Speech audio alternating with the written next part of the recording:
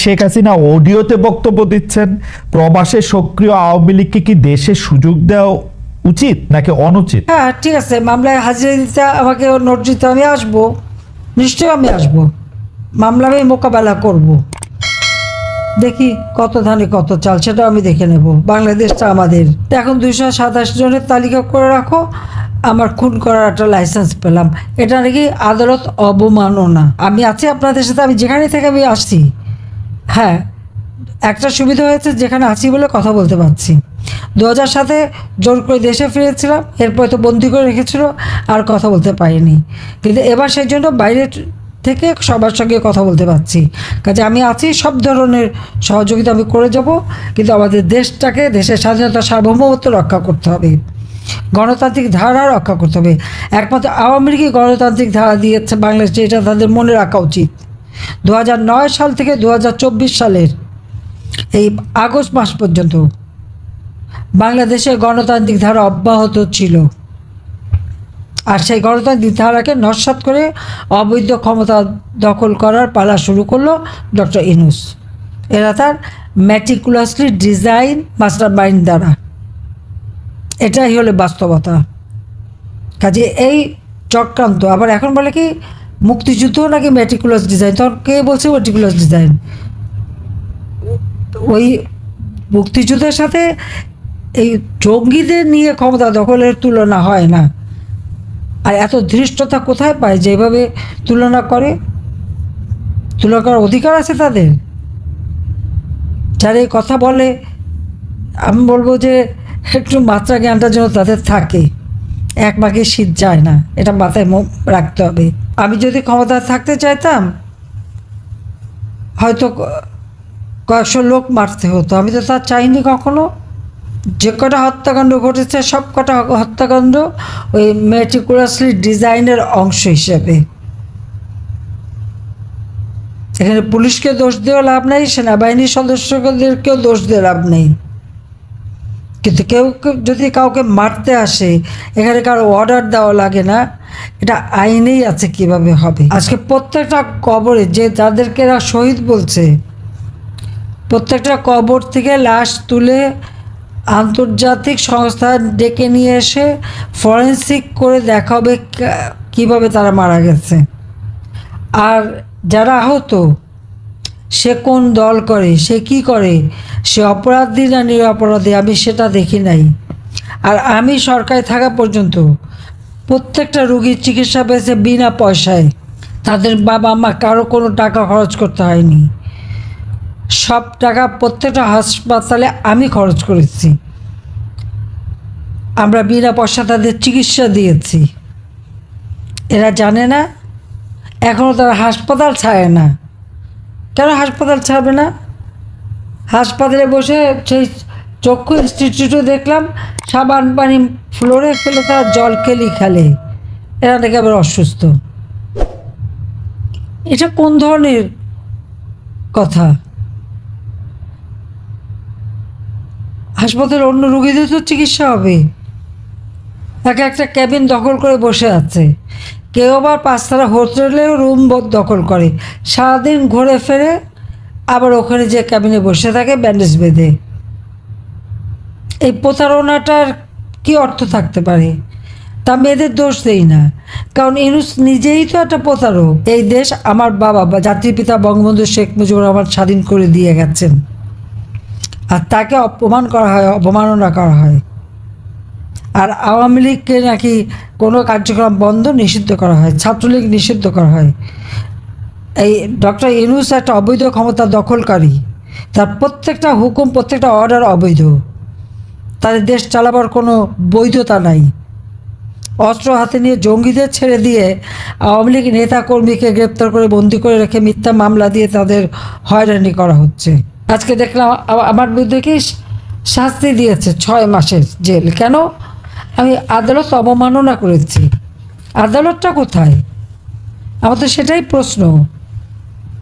যে যুদ্ধ অপরাধীদের বিচারের জন্য 1973 সালে পার্লামেন্টে ওই আইসিটি আইন পাস হয়, যুদ্ধ অপরাধীদের বিচারও শুরু হয়। জিয়াউর রহমান এসে এই বিচার বন্ধ করে দিয়ে কারাগার থেকে সবাইকে মুক্ত করে। গোলাম আজম পাকিস্তানি পাসপোর্ট ছিল, কোনোদিন বাংলাদেশের পাসপোর্ট নেয়নি। ওই পাসপোর্ট নিয়ে পাকিস্তানে চলে গিয়েছিল, ওই পাসপোর্ট নিয়েই ফেরত এসেছিল। আর মতিউর রহমান নিজামী থেকে শুরু করে যে কয়জন সাজাপ্রাপ্ত, এরা তখন যুবক ছিল। নারী নির্যাতন থেকে শুরু করে মেয়েদের ধরে ধরে পাকিস্তানি ক্যাম্পে দেওয়া, আমাদের সমস্ত বুদ্ধিজীবীদের হত্যা করা, সব কিছুর সাথে এরা জড়িত ছিল, সব কিছুর সাথে জড়িত ছিল। না পরে না বয়স টয়স বেড়েছে, সুন্দর দাড়ি হয়েছে এবং নুরানি চেহারা হয়েছে, কিন্তু এই চেহারা তখন ছিল না। এখনকার ছেলে পেলে জানবে, তাদের তো জন্ম হয়নি, জানবে কোত্থেকে? তখন এরা তো রীতিমতো জঙ্গি।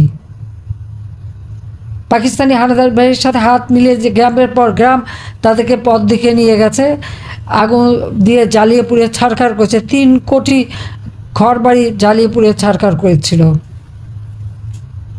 এমনও গ্রাম আছে যেখানে শুধু বিধবাই ছিল, কোনো পুরুষ ছিল না।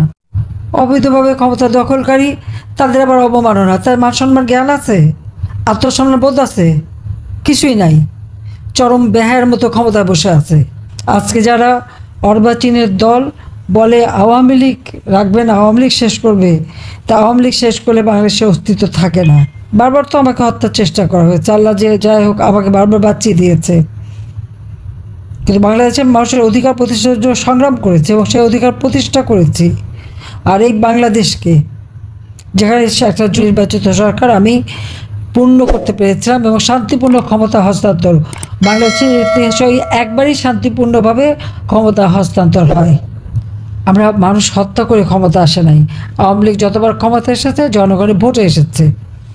ওই সময় যে সময় আমি কথাটা বলেছি সে তখন আমার বিরুদ্ধে 227টা মামলা, সব নাকি মার্ডার কেস। তো যে ভালোই তো, আমি কোনো মার্ডার করি নাই, মার্ডার তো ওরা করেছে। আজকে তা প্রমাণ হলো যে আমাদের ইউনূস সাহেবের এক উপদেষ্টার কাছে ম্যাগাজিন পাওয়া গেল। অস্ত্র না থাকলে ম্যাগাজিন থাকে কিভাবে? এই তো তাদের নীতি আদর্শ। আর এই আদর্শ নিয়ে এই যে ছেলে মেয়েদেরকে বিভ্রান্ত করেছে। আজকে ছাত্রছাত্রীরা উপলব্ধি করতে পেরেছে যে হ্যাঁ, তাদেরকে কিভাবে বিভ্রান্ত করেছে এরা। আর যারা এই হত্যাকাণ্ড করলো, যারা আপনার, তাদেরকে দায় মুক্তি দেওয়া হয়েছে। দায় মুক্তি দিয়ে একটা কাজ ভালো করেছে, এরা যে অপরাধী এটা তো এভিডেন্স। অপরাধী না হলে দায় মুক্তি দেবে কেন? বিনা অপরাধী তো দায় মুক্তি দেয় না। বঙ্গবন্ধু শেখ মুজিবকে যারা হত্যা করেছিল পুরো পরিবারকে, তাদেরকে দায় মুক্তি দেওয়া হয়েছিল।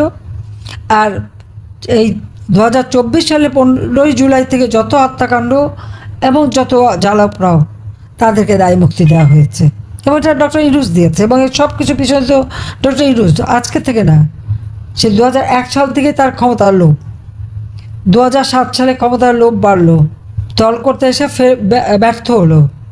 আর আমাদের বিরুদ্ধে মামলা, আমার বিরুদ্ধে 227টা মামলা যখন দিয়েছে, আমি বলছি আমি তো খুন করি নাই, তো এখন 227 জনের তালিকা করে রাখো, আমার খুন করার একটা লাইসেন্স পেলাম।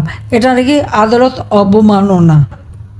আর এই আইসিটিতে বিচার, সিআরপিসিতেও মামলা দিয়ে রাখছে, আবার আইসিটিতেও বিচার। একই অপরাধের 2 জায়গাতে বিচার হয় না?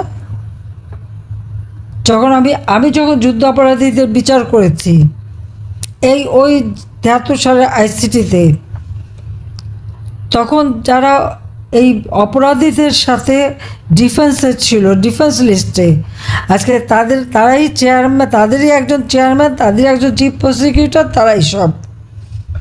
এটা তো আন্তর্জাতিকভাবে কোনোদিন স্বীকৃতি পায় না, সম্পূর্ণ বেআইন এটা। আচ্ছা, এই বেআইনি আদালতে আমাকে শাস্তি দেয় কি আমি আদালতের অবমাননা করেছি? আরে আদালত কই যে অবমাননা? কিন্তু আজকে নির্যাতন চরম আকারে, কোনো মেয়েদের কোনো অধিকার নাই, আব্রু বলে কিছু নেই। কত বড় জঘন্য এরা বিএনপি করে, জামাত শিবির করে আল্লাহ রসুলের নাম নিয়ে, আর এইভাবে মেয়েদেরকে উলঙ্গ করা, মেয়েদেরকে রেপ করা, মেয়েদেরকে মানে তাদের পাশবিক অত্যাচার করা। তাদের ঘরে মা বোন নাই, মেয়ে নাই, আত্মীয়স্বজন নাই, সেটা একবার চিন্তা করে না এরা?